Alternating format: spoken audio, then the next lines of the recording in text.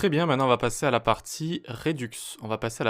Donc, ce qu'on peut faire déjà ici, pour juste les avoir bien ordonnés, on peut mettre un React App, ensuite on avait vu React Advanced ici, juste là, ensuite React, c'était Router App ici, hop, 3 tirés, et puis React Context. Voilà, ce sera un petit peu plus ordonné, très bien.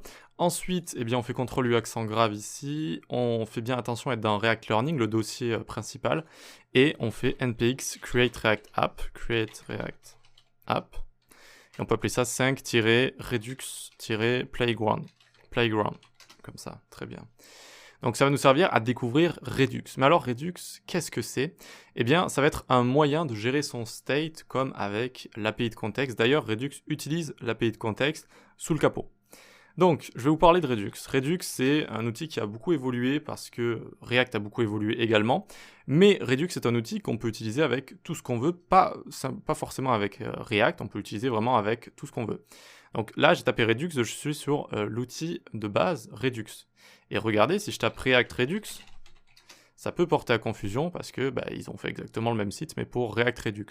Qu'est-ce que ça veut dire? Ça veut dire que React Redux, c'est vraiment Redux fait pour React. Ils vont utiliser Redux sous le capot et avec des fonctionnalités supplémentaires et avec vraiment un environnement fait pour être utilisé avec React. Mais donc les deux librairies ici sont exactement similaires, donc il faut faire attention à ne pas s'en mêler les pinceaux.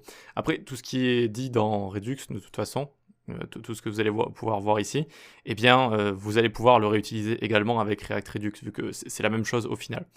Ok, très bien, donc ça a beaucoup évolué, et c'est ça qui est un petit peu embêtant avec React de manière générale, c'est que quand vous allez faire des recherches sur le web, quand vous allez avoir un problème, et vous allez en avoir, c'est sûr, eh bien, vous allez chercher un moment, pourquoi il y a un problème, eh bien, vous allez tomber sur des anciennes versions.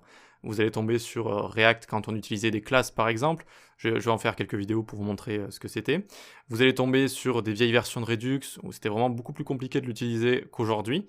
Donc, ça peut être un petit peu embêtant. C'est pour ça que quand je fais une recherche, par exemple, vous allez taper « How Redux Middleware Works », comme ça, très bien. Et vous allez faire « Outils », date moins d'un an, comme ça. Ça, c'est obligatoire quand vous faites des recherches sur React. Tout le temps mettre moins d'un an, ok? Parce que même en mettant moins d'un an, vous allez avoir des gens qui utilisent toujours des choses dépréciées, etc. Donc, il va falloir quand même faire attention. Alors, je vous dis pas, si vous ne mettez pas moins d'un an ici, vous allez tomber sur tout et n'importe quoi. Voilà, il faut savoir que si vous tombez sur un article de 2017, c'est quasiment tout est déprécié par rapport à ce qu'on utilise aujourd'hui. Hein. Voilà, on en est là. Ok, très bien. Mais sinon, est-ce qu'il y a un peu de soleil là-dedans? Oui, parce que Redux, aujourd'hui, c'est quand même beaucoup plus simple à utiliser. React Redux, c'est vraiment beaucoup plus simple à utiliser qu'avant. Donc si on va sur Tutorial, par exemple, qu'on va dans API référence, aujourd'hui, on a des fameux hooks.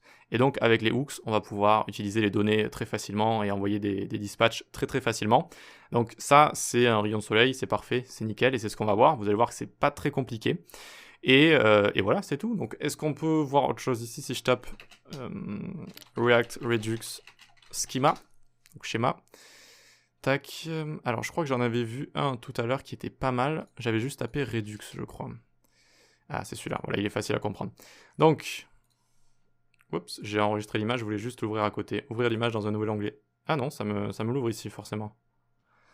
Alors, je vais l'ouvrir à la main, du coup, s'il veut me la télécharger. Tac, tac. Et on va pouvoir la zoomer ou pas? Pas vraiment, très bien.